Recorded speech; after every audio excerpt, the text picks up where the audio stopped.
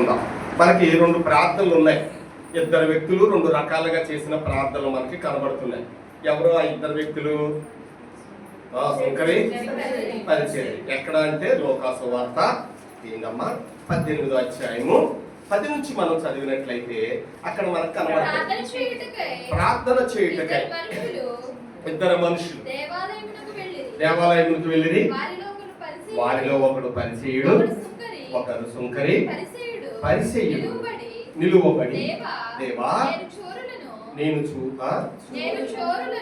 చోరులను అన్యాయస్తులను వ్యభిచారులైన ఇతర మనుషుల వలనైనను ఈ సుంకరి వలనను ఉండనందుకు నీకు కృతజ్ఞతాస్తుతులు చెల్లించుచున్నాను.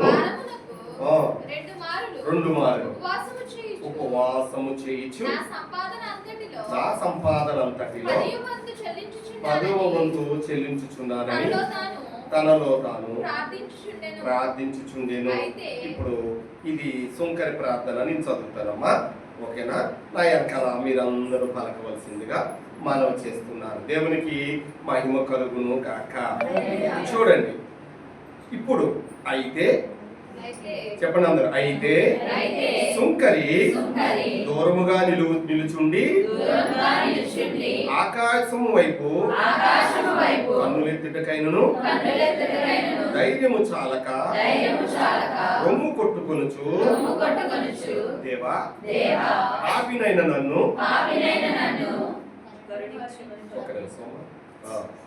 కరుణించుమని పలికెను. ఇప్పుడు ప్రియమైన దేవుని బిడ్డలారా, 2 ప్రార్థనలు మనం విన్నాం. ఈ 2 ప్రార్థనలు ఎక్కడ చేశారంటే దేవుని సన్నిధిలోనే చేయబడింది. చాలా మంది ఒక్కొక్కరు ఒక్కొక్క తలంపు కలిగి ప్రార్థన చేస్తారు.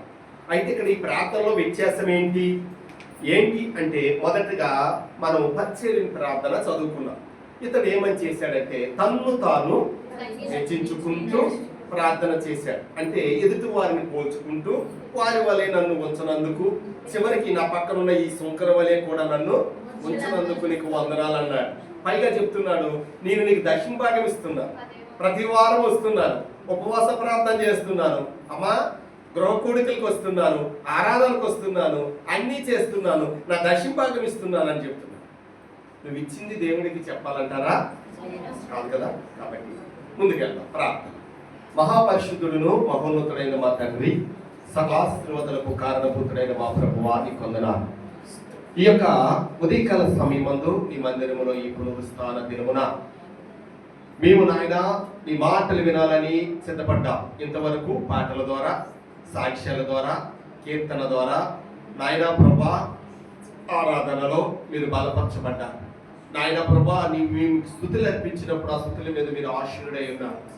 ప్రకటనలు నీ నా సంఘములో ప్రకటించాము, వాటిని పాటించడానికి శ్వాసులకు కృపదయం చేస్తున్నారని నమ్ముచున్నాను. ఇప్పుడు నీ మాటలు వినాలని ఆశతో అత్యాశక్తితో నీ బిడ్డలు నాయన ఇగో చేరి వచ్చిన్నారు. నేనైతే వాటిని వివరించడానికి ఇక్కడ నీవిచ్చిన అధికారాన్ని బట్టి, నాయన అభిషేకమును బట్టి నీ సేవకుడిగా నీ కుమారుడిగా ఇక్కడ నేను నిలబడ్డానయ్యా, నాకు నీ సహాయం ఇవ్వండి. ఎందుకంటే నా జ్ఞానమో నా బలమో కాదు కానీ, నా శక్తి చేత కాదు కానీ, నీ జ్ఞానము చేత నీ ఆత్మ చేత నింపబడి ఈ మాటలు వెల్లడి చేయుటకు కృప చూపించమని యేసయ్య నామమున అడుగుచున్నాము తండ్రి, ఆమేన్. దేవునికి స్తోత్రం. దేవుని సంగమా, ఇక్కడ చదవబడిన ఈ మాట, ఫస్ట్ మాట ఒకసారి చదవండి. ఆ పరిచయుడు చేసిన ప్రార్థనలన్నిటిలో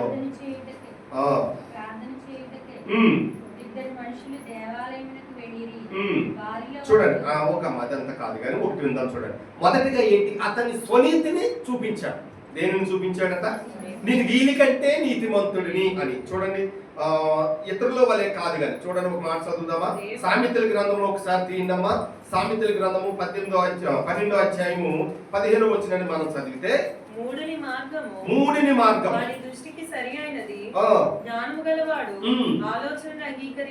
దేవునికి స్తోత్రం. ఇక్కడ ఎవడు చేసినట్టు చేస్తున్నాడు? మూఢుడు చేసినట్టు ప్రార్థన చేస్తున్నాడు.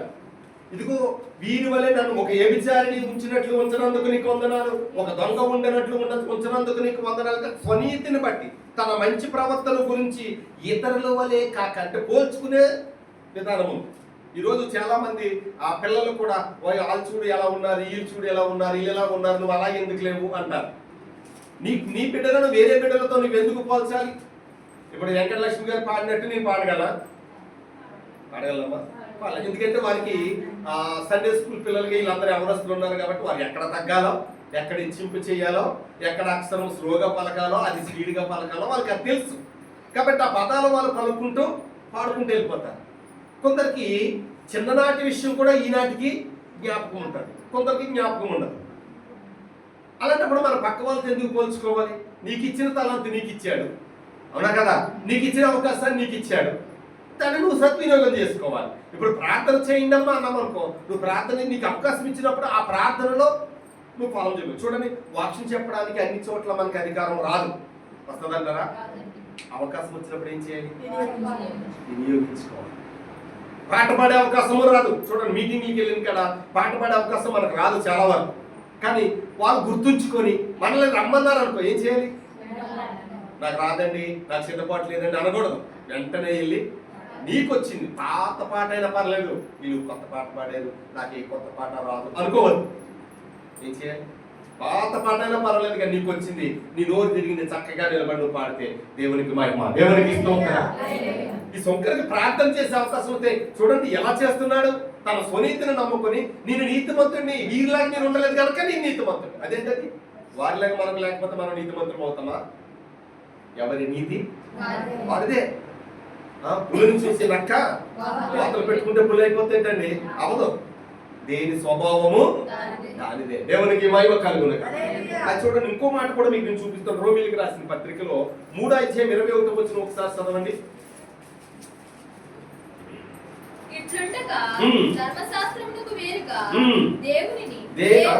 దేవుని నీతి బయలుపడుచున్నది, దానికి ధర్మశాస్త్రము ప్రవక్తలను సాక్ష్యం ఇచ్చుచున్నారు. హల్లెలూయా. అంటే నీతి ఎవరి చేత బయలుపరచబడుతుందట? దేవుని చేత. అంతేగాని నేను నీతిమంతుడిని అనుకుంటే నువ్వు నీతిమంతుడి అయిపోవు, నేను పరిశుద్ధుని అనుకుంటే నువ్వు పరిశుద్ధుడి అయిపోవు. అలాగంటే అందరూ అనుకుంటారు, అంతే కదా? రక్షింపబడిన వారు, రక్షణ లేని వారు, పిలవబడిన వారు, పిలుపు లేని వారు కూడా నేను పరిశుద్ధుని అంటారు. అయిపోతాడా? ఎవరు పరిశుద్ధుడు? ఆయన రక్తంలో కడగబడిన వాడు పరిశుద్ధుడు. ఎవరు నీతిమంతుడు? ఆయన మాట విని, ఆయన ఆజ్ఞలు అనుసరించి, ఆయన కట్టడలను అనుసరించి, ప్రేమించి వాటిని అనుసరించి వాడు. అంతేగాని నేను నీతిమంతుడని నువ్వు చెప్పుకోవడం కాదు. దేవుడు చెప్పాలి, ఇదిగో ఇతడే నా ప్రియ కుమారుడు, ఇతడి యందు నేను ఆనందించుచున్నానని ఆకాశం నుండి ఒక గొప్ప స్వరము రావడము, మాట్లాడడము అక్కడ ఉన్న ప్రజలు విన్నారు. ఇదిగో దావీదు నా హృదయానుసారుడు. అవునా? ఎవరు చెప్పారు సాక్ష్యం? నోవహు గురించి చెప్పారు, ఈ తరములో నీవు నా ఎదుట. అది నీ సాక్ష్యం పక్కన చెప్పాలి. అంతేగాని నేను నీతిమంతుడిని అంటే అవదు. నేను దేవుని బిడ్డని అనగానే బిడ్డలైపోతావేంటి? ప్రవర్తన మారాలి. దేవుని బిడ్డలు అనగానే ఏం మారాలట? ప్రవర్తన మారాలి, మాట తీరు మారాలి, చూపు మారాలి, ఆలోచన మారాలి, తలంపులు మారాలి, నడత మారాలి. అవునా కదా? ఇప్పుడు ఒక్కదా ఉందండి, నువ్వు ఎన్నిసార్లు దాన్ని సంవత్సరం వారు బద్దలు కట్టినా మళ్ళీ బద్దలిపినప్పుడు ఏమవుతుందండి? ఆ ఒక్కరి బుద్ధి ఉంటే నువ్వు ఎంత పాటలు పాడినా, ఇక్కడ నిలబడి ఎన్నిసార్లు మాట్లాడినా వ్యర్థమే. అందుకే ఏంటంటే నువ్వు దేవుని బిడ్డను అని నువ్వు చెప్పడం కాదు, ఎదురు వాళ్ళు చూసి చెప్పాలి, ఇతడు నిజముగా దేవుని కుమారుడే. దేవునికి స్తోత్రం.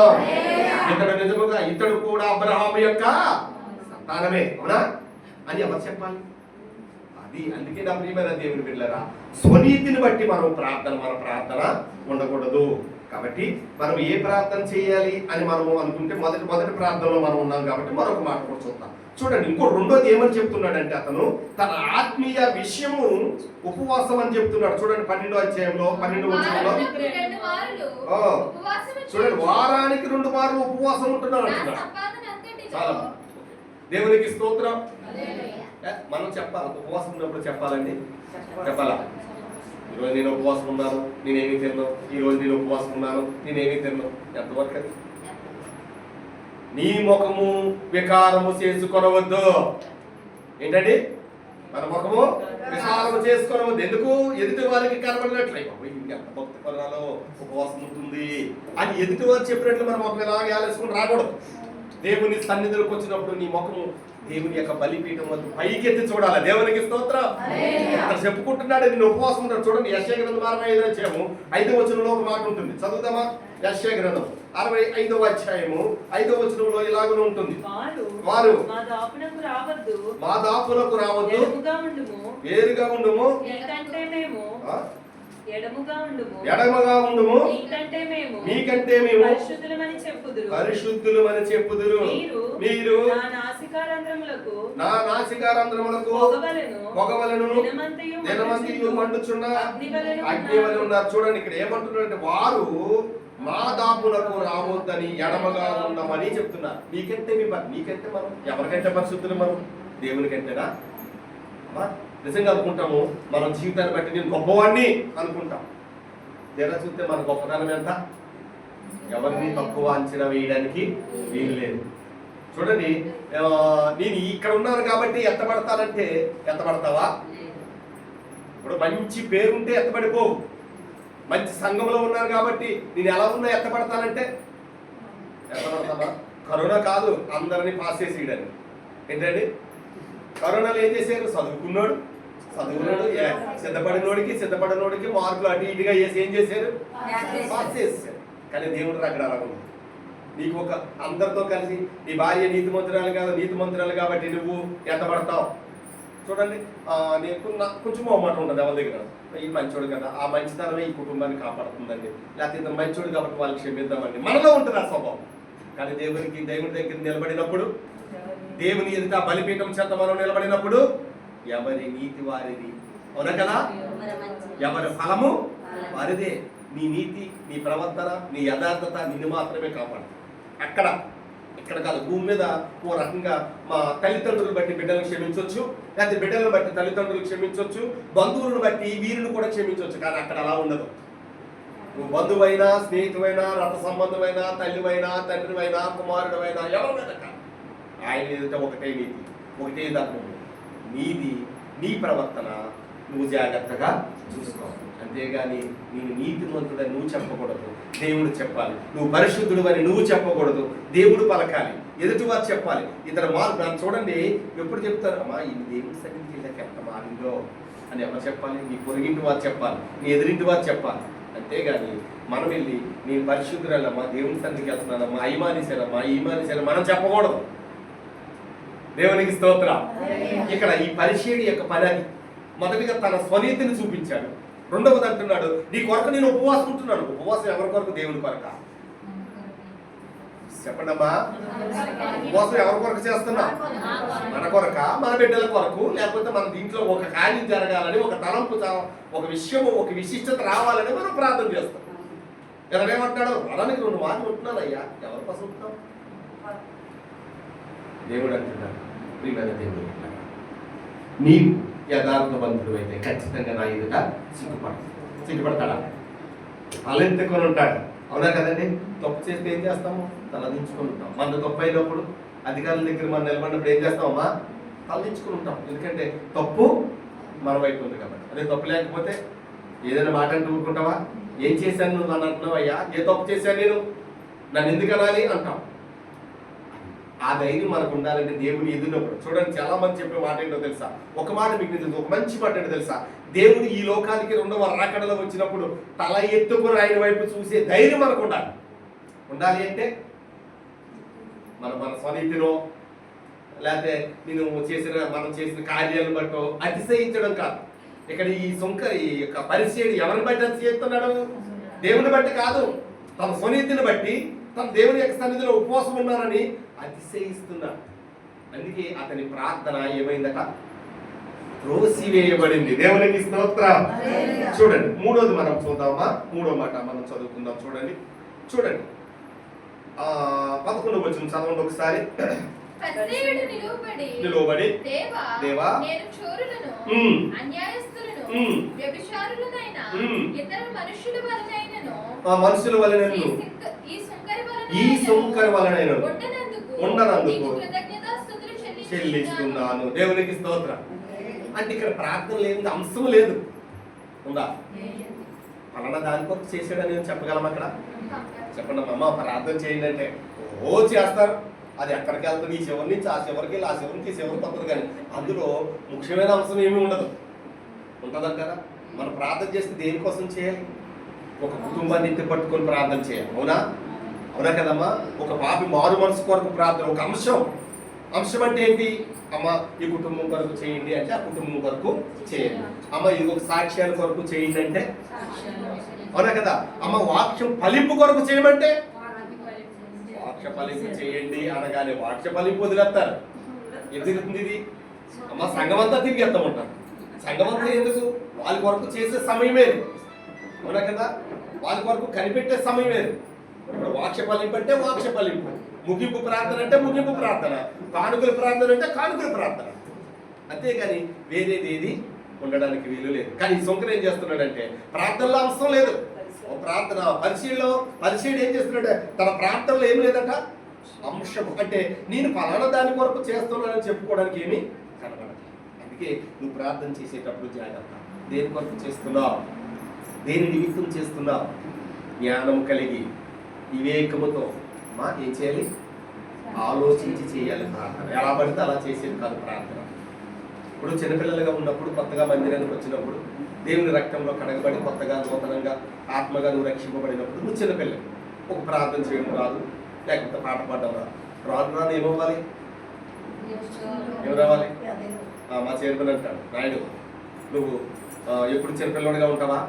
ప్లాన్ చేయవా? చేయి, గట్టిగా ప్లాన్ చేయి. ఏదోటి ఇది ఎక్కడెట్టాలి, అది ఎక్కడ తెలుసుకోవా, నేర్చుకోవా అంటే ఎప్పుడు మనకి ఇన్నాళ్ళు బట్టి చేస్తున్నాం కదా, ఇంకా ఆలోచించకపోతే ఎలాగా అనేది ఆయన ఉద్దేశం. అలాగే ఇన్నాళ్ళు బట్టి మనం దైవ సన్నిధికి వస్తున్నాం కదా, ఏమి నేర్చుకున్నాం? అంశం లేని ప్రార్థన, లేకపోతే విలువలు లేని ప్రవర్తన మనకు అవసరమా? దేవుని బిడ్డల మనము దేవునితో సహవాసం చేసేవారము. మన పిలుపుకి దేవుడు లోబడుతున్నాడండి. మనం పిలిస్తే పలకడానికి ఆయన సిద్ధంగా ఉన్నారు. అంత ధన్యత ఇచ్చిన దేవుని సన్నిధిలో వ్యర్థమైన మాటలు మనకేలా? దేవునికి మహిమ కలుగును గాక. అందుకే భక్తుడు పాడతాడు కదా, నీ వాక్యమే నన్ను బ్రతికించెను, బాధలలోనే మదిలించెను. నీ వాక్యమే నన్ను బ్రతికించెను, బాధలలోనే మదిలించెను. కృపాశక్తి దయాశక్తి సంపూర్ణుడా, వాక్యమై ఉన్న యేసు వందనమయ్యా. కృపాశక్తి దయాశక్తి సంపూర్ణుడా, వాక్యమై ఉన్న యేసు వందనమయ్యా. నీ వాక్యమే నన్ను బ్రతికించెను, బాధలలోనే మదిలించెను. వికటగల భూమి నుండి లేవనెత్తెను, సమతలమగు భూమిపై నన్ను నిలిపెను. వికటగల భూమి నుండి లేవనెత్తెను, సమతలమగు భూమిపై నన్ను నిలిపెను. నా పాదములకు దీపమాయెను, నా పాదములకు దీపమాయెను. సత్యమైన మార్గములో నడుపుచుండెను, సత్యమైన మార్గములో నడుపుచుండెను. నీ వాక్యమే నన్ను బ్రతికించెను, బాధలలోనే మదిలించెను. ప్రకటన గ్రంథము 3వ అధ్యాయము 17వ వచనం ఏంటయ్యా? నీ క్రియలను నేను ఎరుగుదును. చదువు. నీ క్రియలను నేను ఎరుగుదును. నీవు చల్లగా 15 కాదమ్మా, 15. నీవు దౌర్భాగ్యుడును, దిక్కిమాలిన వాడును, దరిద్రుడును, గుడ్డివాడును, దిగంబరుడై ఉన్నావని ఎరుగక నేను ధనవంతుడను, ధనవృద్ధి చేసి ఉన్నాను. దేవునికి స్తోత్రం. ఏమంటున్నాడు? ఇగో నేను ధనం పెంచాను, ఇవన్నీ చేశాను కానీ నాకేమీ కొదవలేదు. కానీ నువ్వు నిజంగా దౌర్భాగ్యుడివే, అవునా కదా? ఎందుకంటే నాకుంది అంటారు, కానీ చూడండి ఈరోజు ఎంత కోటీశ్వరుడైనా సరే అమ్మ ఒక గవర్నమెంట్ ఆఫీసర్ దగ్గర ఎలా ఉంటాడు చెప్పాలి. ఎందుకు? అతని సంతకానికి అంతా మనం ఎవరి వారి మీద నీకు ధనమున్నా ధనం లేకపోయినా అమ్మా, బలమున్నా బలము లేకపోయినా నువ్వు దేవుని ముందు ఎలా ఉండాలి? ఎందుకంటే ఆయన దేవాది దేవుడు కాబట్టి దేవునికి మహిమ కలుగును కాక. అవునా కదమ్మా? ఇప్పుడు ఇతనికి ఏమి లేదు, విరవీగుతున్నాడు. ఆనాటి స్థితి తెలియట్లేదు. ఎంత చూపు ఉప్పు అంటే ఆరిపోతామన్న సంగతి తెలియట్లేదు. క్షణంలో మార్పు వచ్చేస్తుందన్న సంగతి తెలియదు. ఒక క్షణంలోనే పరిస్థితులు తలకిందులు అవుతున్న సంగతి గ్రహించక ఏమంటున్నాడంటే, నేను ఎవ్వరి వలె ఉండనందుకు నీకు వందనాలు, ఈ శుంకర వలె ఉండనందుకు నీకు వందనాలు, ఉపవాసం ఉంటున్నాను నీకు వందనాలు అంటున్నాడు. అది ఎంతవరకు కరెక్ట్? చూడండి, నాలుగవదిగా ఒక మాట మీకు నేను తెలియజేస్తా. దేవునికి మహిమ కలుగును గాక. ప్రియమైన దేవుని బిడ్డలారా, గర్వపు మాట. అందుకే అతని ప్రార్థన ఏమోలేదట, అంగీకరింపబడలేదు. అతని ప్రార్థన అంగీకరింపబడలేదు. ఎందుకని చూద్దామా? చూడండి, యోబు గ్రంథము 35వ అధ్యాయం 13వ వచనం చదువుదాం.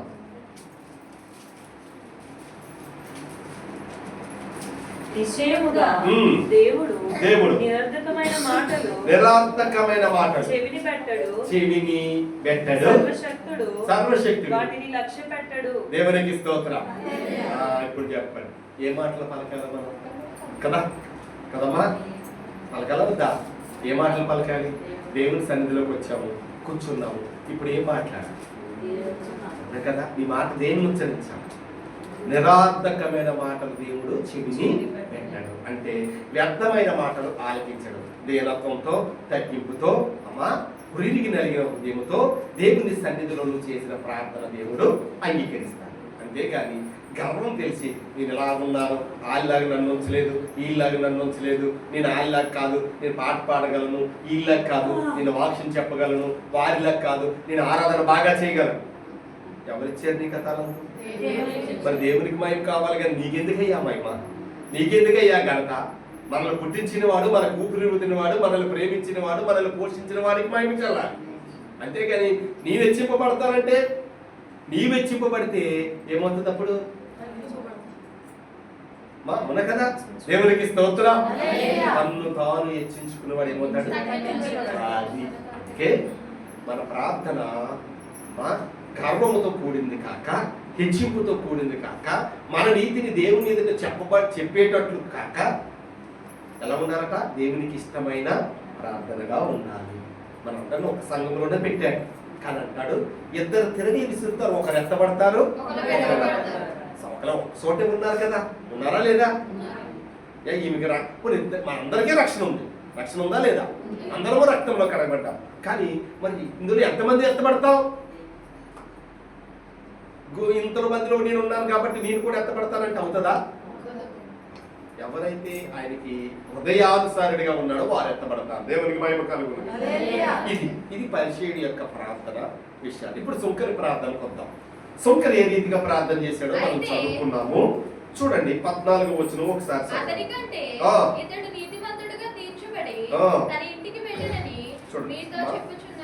ఓకే, చూడండి 13వ వచనం చదువుతాలి. అయితే సుంకరి దూరముగా నిలుచుండి ఆకాశం వైపు కన్నులెత్తుటకైన ధైర్యము చాలక రొమ్ము కొట్టుకొనుచు దేవా. చాలు, దేవునికి స్తోత్రం.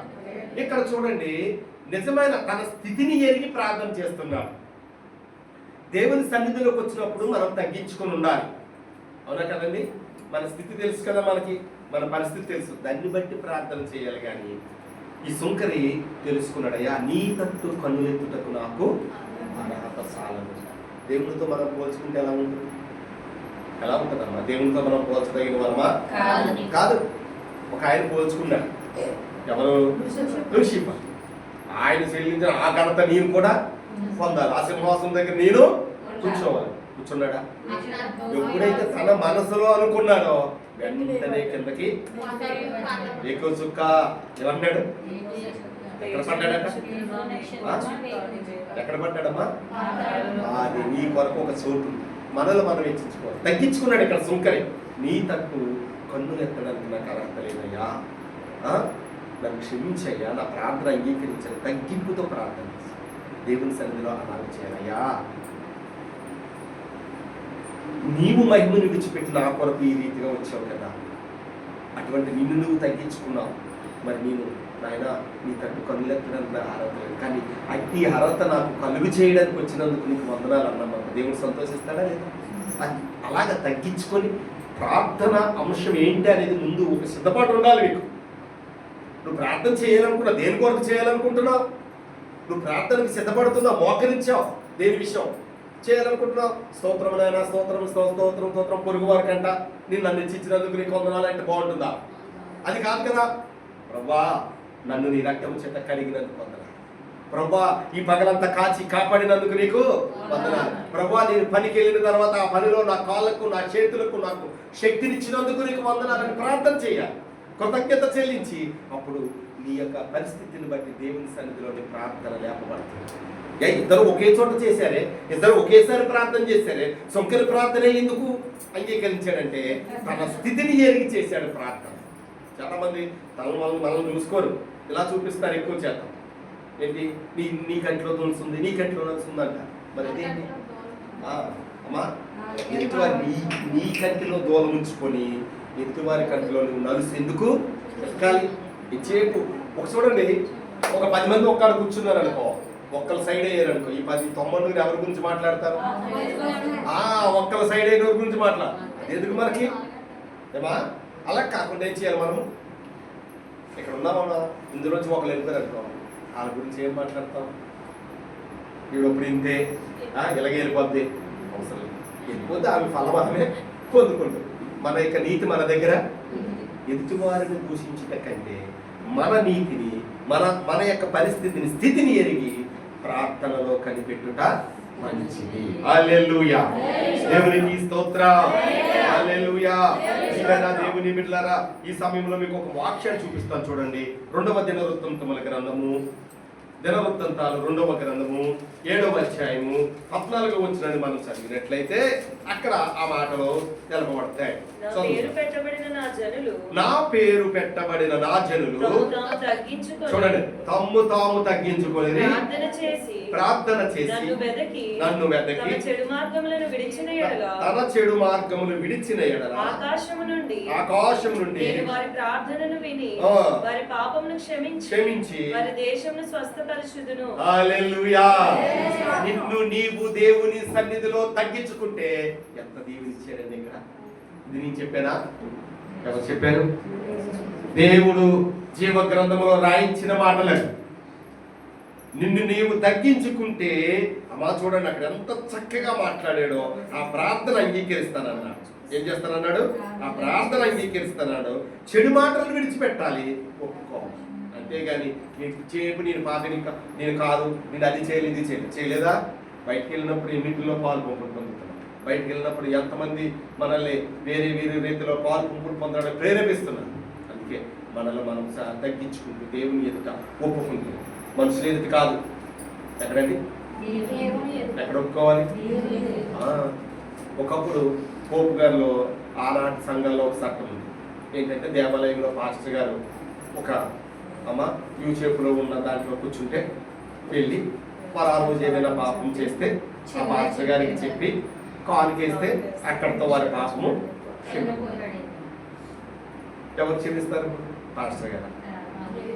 ఏంటమ్మా చెవులో చెప్పింది కదా, నీ పాపం క్షమింపబడిపోతుందా? ఇప్పుడు నిజంగా అలా ఉందనుకోండి. ఇప్పుడు సంఘములు అందరూ ఇదిగో నేను ఫలానా చేశాను అన్నావు అనుకో, అప్పుడు నీ భర్త ఏం చేస్తాడు?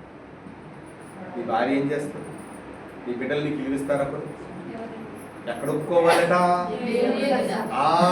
నీవు నీ గదిలో రాష్ట్రమందు ప్రార్థన చేసినప్పుడు అక్కడ ఒప్పుకోవాలి. ఏ కానీ మెప్పు కొరకు 10 మందిలో చేతులు ఎత్తడం కాదు. ఎవరి నిమిత్తమే తన చేతులు? దేవుని నిమిత్తం. అందుకే చూడండి, ఆకాశం తట్టు తన చేతులు ఎత్తి తన పనులు ఎత్తి నీ తట్టు చూచుటకు నాకు అర్హత లేదు అని ప్రార్థన చేశాను. ఇది మొదటి సుంకర ప్రార్థన. రెండవది ఏంటి అంటే చూద్దామా? చూడండి అమ్మా, ఒక నిమిషం తల్లి. చూడండి ఈ 18వ వచనం ఒకసారి చదవండి. అమ్మా ఇందులోని 18 కదండి. ఆ, ఒక అధికారి ఉమ్.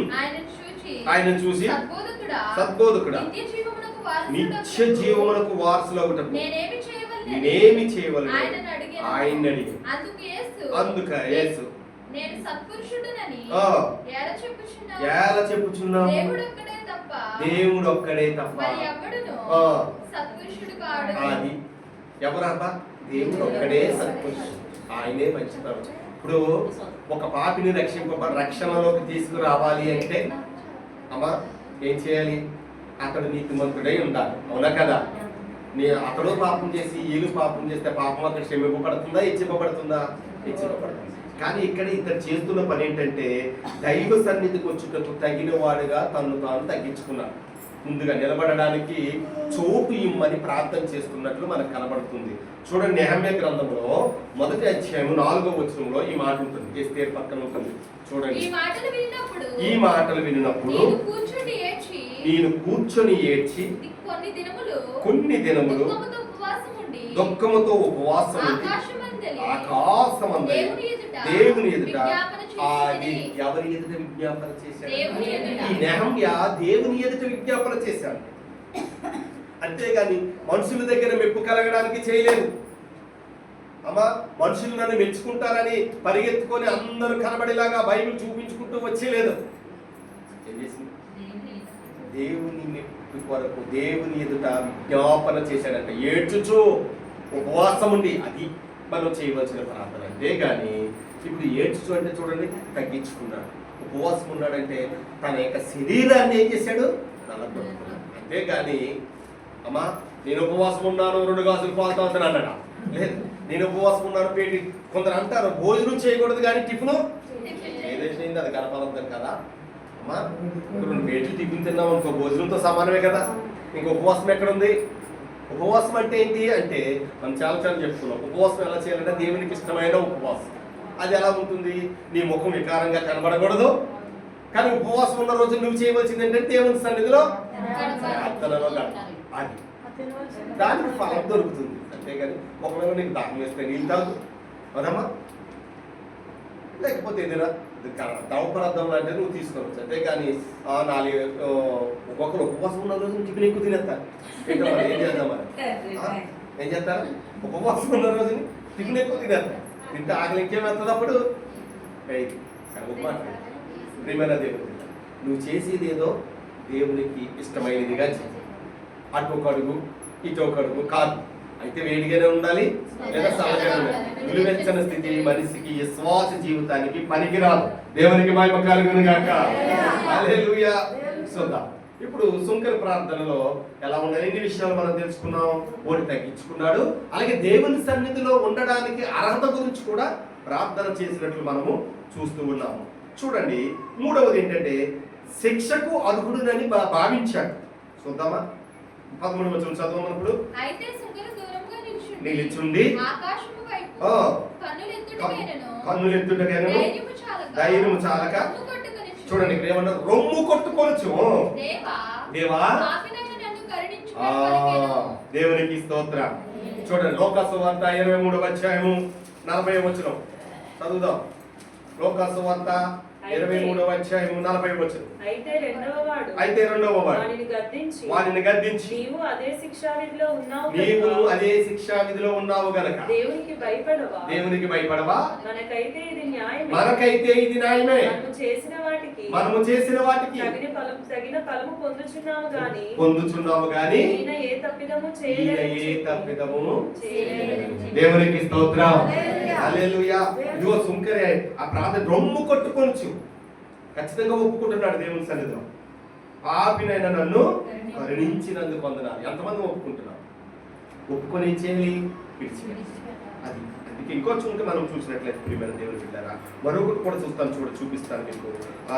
ఇతరుల వలె తీర్పు తీర్చక తానే దోషులని తీర్పును పొందాలని చూస్తున్నాడు. అవునా కదా? సుంకర ఏమన్నాడు? ఇతరుల వలె నన్ను ఉంచినందుకు నీకు వందనాలు అన్నాడు. ఆ మనిషి ఈ సుంకర అంటున్నాడు ఏమంటున్నాడు? తాను ఎదుటి వారికి తీర్పు తీర్చడానికి ఇష్టపడలేదు. తను తానే నేనే పాపినైనా నన్ను కరుణించమంటున్నాడు. దేవునికి స్తోత్రం. తిమోతికి రాసిన మొదటి పత్రిక 15వ వచనంలో ఇలా రాయబడింది, నేను పాపులలో, చూడండి చదవండి మొదటి పత్రిక 1:10. పాపులను ఆ. రక్షించుటకు ఉమ్. క్రీస్తు యేసు ఉమ్. లోకమునకు వచ్చును. వచ్చాను వాక్యము ఉమ్. నమ్మదగినదియు నమ్మదగిన పూర్ణ అంగీకారమునకు పూర్ణ అంగీకారము యోగ్యమైనదై ఉన్నది. ఆ. అట్టి వారిలో నేను ప్రధానుడను. ఆయనను ఆయన చాలా నిత్య జీవం. చూడండి, అట్టి వారిని ఎవరిలో అంట చూడండి, మనం పాపులను రక్షించు క్రీస్తేసి ఈ లోకమునకు వచ్చును, వాక్యము నమ్మదగినదియు పూర్ణాంగీకరములకు యోగ్యమైనదిను ఉన్నది. అట్టి వారిలో నేనేమంటున్నాడా, పూర్వము దూషకుడును హింసకుడును హింసకుడును హానికరుడనైన నన్ను తన పరిచర్యకు నియమించి నమ్మకమైన వానిగా ఎంచినందుకు నన్ను బలపరిచిన మన ప్రభువైన క్రీస్తు యేసుకు కృతజ్ఞుడనై ఉన్నాను. దేవునికి స్తోత్రం.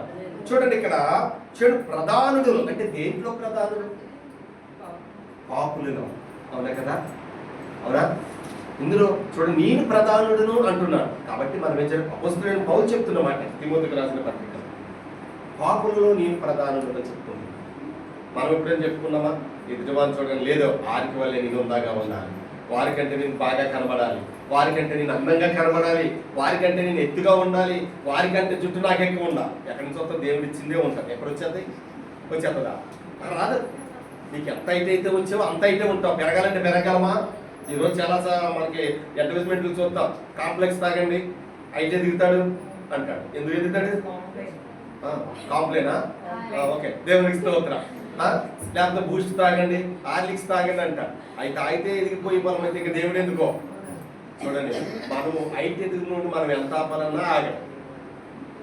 అమ్మా, ఏదైతే జీన్స్ వచ్చినాయో, ఏదైతే DNA వాళ్ళకి వచ్చిందో వాళ్ళ ఇంటిని బట్టి వాళ్ళు ఉంటారు.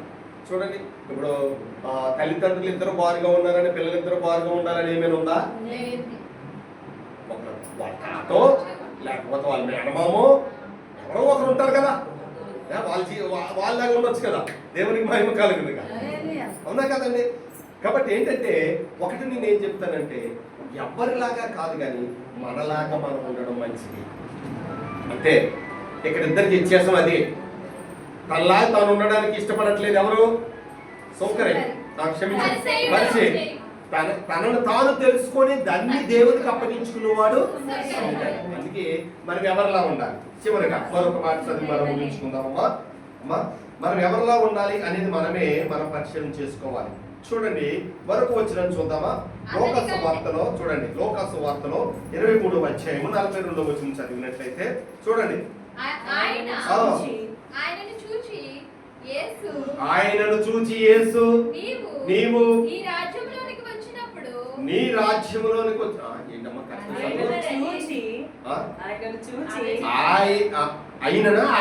ఆయనను చూచి అంటే యేసును చూసి అంటే అతను పలుకుతున్నాడు, యేసు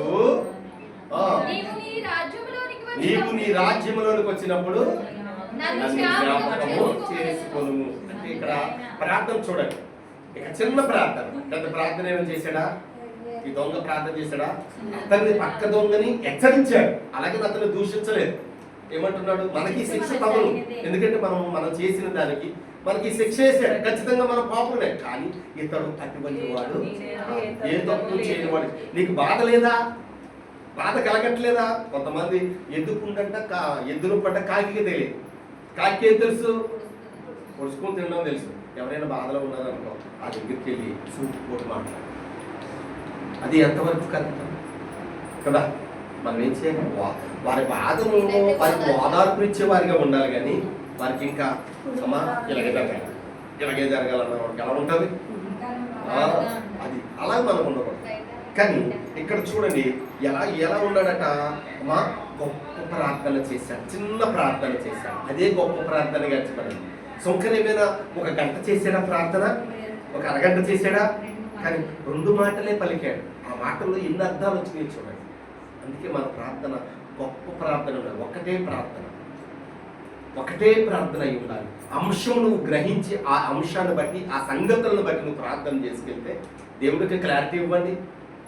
ఇప్పుడు ఒక వస్తువు గురించి ఎవరికైనా ఎక్స్ప్లెయిన్ చేయాలనుకో మనం దాన్ని ఇది కొనండి, ఇది బాగుంటుందంటే కొనేస్తాడా? మీకు ఒక ఉదాహరణ చెప్తా. మన బట్టల షాప్కి వెళ్తాం అంటే అది తీయండి అంటాం. మనకు చూపించేవాడు ఒక్కడే చూపిస్తాడు, అవునా కదా? ఈలోగా ఇంకొక ఆయన మంచి సెలక్షన్ అండి మీది, ఇలా ఇది మంచి బట్టలు తీసాడంట. ఇది బాగున్నా మనకు అప్పుడు ఏమన్నా, ఓహో నా సెలక్షన్ బాగుందని ఏం చేస్తాం, దాన్ని కొంటాకి ఇష్టపడతాం. అంటే అమ్మే విధానం చూడండి ఎలా ఉందో, అవునా కదా?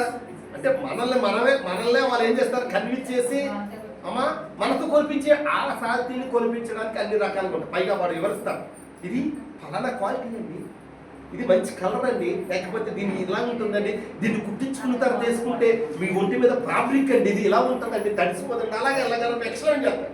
దాన్ని బట్టి మనం ఏం చేస్తామంటే దాన్ని తీసుకుంటాం. అలాగా దేవుని సన్నిధిలో ప్రార్థన చేసేటప్పుడు ఎలా పడితే అలా చేస్తే నీ ప్రార్థన జవాబు ఎలా వస్తుంది? దేవునికి క్లారిటీ ఇవ్వాలి, ప్రభువా నాకు ఇది కావాలి, నేను ఈ అంశాన్ని ఎత్తు పట్టుకొని ప్రార్థన చేస్తున్నాను అన్ను క్లారిటీ ఇవ్వకపోతే అలాగా సొంకలు ఇచ్చాడు. ఆ క్లారిటీ సొంకలు ఏం చేశాడు? క్లారిటీగా అయ్యా నీ తట్టు కన్నులు ఎత్తడానికి నేను ఈరోజు ఉమ్ము కొట్టుకున్నాను, నేను పాటినై ఉన్నాను, అమ్మ ఏమంటాడు? మరి అట్టి ప్రార్థన ఉండాలి కదా. ఇతడు కూడా ఆ సిలువు మీద దొంగ కూడా అటువంటి ప్రార్థనే చేశాడు. అయ్యా నువ్వు నీతిమంతుడు అని నాకు తెలుసు, నీ రాజ్యం వస్తుందని నాకు తెలుసు అని గ్రహించిన దొంగ ఏమంటున్నాడు? నీవు నీ రాజ్యంలోకి వచ్చినప్పుడు నన్ను. అది మనం చేయవలసింది. ఈ రోజు నువ్వు చేయవలసిన ప్రార్థన ఏంటో తెలుసా? అయ్యా ఆకాశ మండలంలోకి మేఘాలను రథాలుగా చేసుకొని నువ్వు ఈ లోకానికి రెండవ రాకడలో జనులను ఎత్తబడడానికి లేక నీ దగ్గరికి చేర్చుకోవడానికి వచ్చినప్పుడు నన్ను కూడా నీలో ఉంచిన ఆయన. దేవునికి స్తోత్రం. ఈ ఒక నాలో ఏమైనా సరి చేయబడవలసినవి ఉంటే, ఏమైనా ఇడవలసి ఉంటే, తీసివేసి ఉంటే అన్నిటినీ తీసేయి. అవసరమైతే శిక్షించు, కొట్టు, తిట్టు, ఏదైనా చెయ్యి, కానీ నన్ను మాత్రం నీ రాజ్యంలోనికి.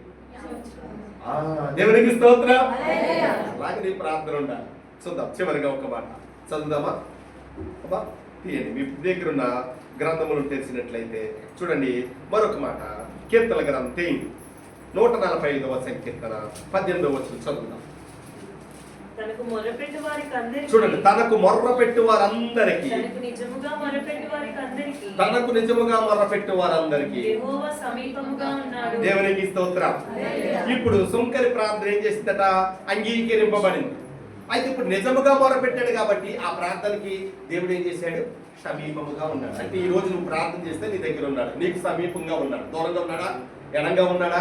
1 కిలోమీటర్ దూరంలో ఉన్నాడా? లేడు. లేకపోతే ఎక్కడో ఉన్నాను, నువ్వు నా దగ్గరికి రా అన్నాడా? పలానా కొండల్లో ఉన్నాను, గుట్టల్లో ఉన్నాను, లోయల్లో ఉన్నాను రమ్మన్నాడా? లేదు. ఎక్కడ ఉన్నాడు? సమీపముగా. 2-3 ఎక్కడ నామోని ఏకీభవిస్తారో వారి మధ్యన నేను నివాసము చేస్తాను. స్తుతుల మూలంగా దుర్గమును స్థాపించగలిగిన దేవుడు. అందుకే నీకు సమీపంగా ఉన్నాడు కాబట్టి నీ ప్రార్థన అంగీకరించడానికి సిద్ధం. అందుకే నీ ప్రార్థనలో క్వాలిటీ ఉంది, నీ ప్రార్థనలో ఒక క్లారిటీ ఉండాలి. నువ్వేది అడుగుతున్నావో తెలుసుకొని గ్రహించి అడగడానికి సిద్ధపడు.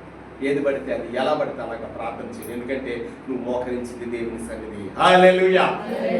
అది అందుకే ప్రార్థన చేసేటప్పుడు చాలా జాగ్రత్త. అందుకే ఇంకో మాట కూడా చదవండి, ఆ మాట చదివి మనం ముగించుకుందాం. చూడండి, ఇంకో మాట కూడా మీకు నేను చూపిస్తాను. లోక సువార్తలో 1వ అధ్యాయం తీయండి. లోక సువార్త 1వ అధ్యాయం 52వ వచనం. సింహాసనముల నుండి బలవంతులను పడద్రోసి దీనులను ఎక్కించెను. ఇది నువ్వు దీనుడు అయితే, నువ్వు తగ్గించుకుంటే, దేవుని యొక్క కట్టడలను అనుసరిస్తే ఎవరిని? బలవంతులను తొలగించి దీనులను ఎక్కిస్తాడు. అందుకే చూడండి, ఎవరు కొట్టుకొచ్చాడు ఆయన? అమ్మా విడువబడిన వారి కొట్టుకొచ్చాడు, ఎన్నిక లేని వారి కొరకు వచ్చారు, పెంట కుప్పల నుండి దీనులను పైకి లేవనెత్తడానికి వచ్చారు. అందుకే నీ ప్రార్థన సరైనదో కాదు నువ్వే చూసుకో. నీ ప్రార్థనకి జవాబు రాలేదనుకో, మనమేమి చేయగలమా? దానికి నీదే బాధ్యత, అంతే కదమ్మా. దేవునికి మహిమ కలుగును గాక. హల్లెలూయా. కాబట్టి నా ప్రియమైన దేవుని బిడ్డరా, నువ్వు చేసే ప్రార్థన ఎలా ఉండాలంటే దేవునికి ఇష్టమైనదిగా, ఇంపైన సువాసనగా ఉండాలి. అలాగే ఉంటే ఆయన ఎందుకు రాడు నీ దగ్గరికి? సమీపంగానే కదా ఉన్నాడు, దగ్గరగానే ఉన్నాడు కదా. ఖచ్చితంగా నీ ప్రార్థన ఆలకిస్తాను. అలాగే మనం ప్రార్థన చేయాలి. 2 ప్రార్థనలు మనం చూసాం. ఒకరు తన స్వనీతిని, తను ఎదుటి వారిని పోల్చుకుంటూ చేసిన ప్రార్థన. రెండో వాడు తన్ను తాను తగ్గించుకుంటూ చేసిన ప్రార్థన. అందుకే ఆ ప్రార్థన చేయబడింది. ఈ ప్రార్థన త్రోసివేయబడింది. ఏ ప్రార్థనగా ఉంది నీ ప్రార్థన? త్రోసివేసే ప్రార్థన, అంగీకరించుకునే ప్రార్థన. దేవుడు సౌలు ధిక్కరించి ఆలకించే ప్రార్థన ఉందా?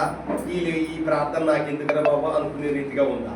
చూడండి. అందుకే మొరపెట్టేటప్పుడు, మోకరించేటప్పుడు ఒక క్లారిటీతో మోకరించు. నువ్వు జీవం కలిగిన దేవుని సన్నిధిలో మోకరిస్తున్నావు. దేవం కలిగిన దేవుని సన్నిధిలో నువ్వు నిలబడి ప్రార్థన చేస్తున్నావు. ఆయన ఎదుట చేతులతో. అందుకే దేవుని మందిరానికి వచ్చినప్పుడు నువ్వు చాలా జాగ్రత్తగా ఉన్నావు. మందిరంలో కూర్చున్నప్పుడు, మందిరంలో నిలబడినప్పుడు, చప్పట్లు కొట్టినప్పుడు, పాటలు పాడినప్పుడు క్రమశిక్షణతో మనం చేయాలి. ఎలా పడితే అలా తిరగడానికి, ఎలా పడితే అలా కూర్చోవడానికి, ఎలా పడితే అలా ఉండడానికి ఇది వీధి సంత మాత్రము దేవుని మందిరం. జాగ్రత్తగా విని ప్రార్థన చేసేటప్పుడు అమ్మా మెలుకు కలిగి ప్రార్థన చేయండి. అట్టి కృప దేవుడు మనందరికీ దయచేయుగాక. ఆమేన్. ఈ పరిశుద్ధ లేఖనం దేవుడు మన వినికిడిలో దీవించును గాక. ప్రార్థన వినేడి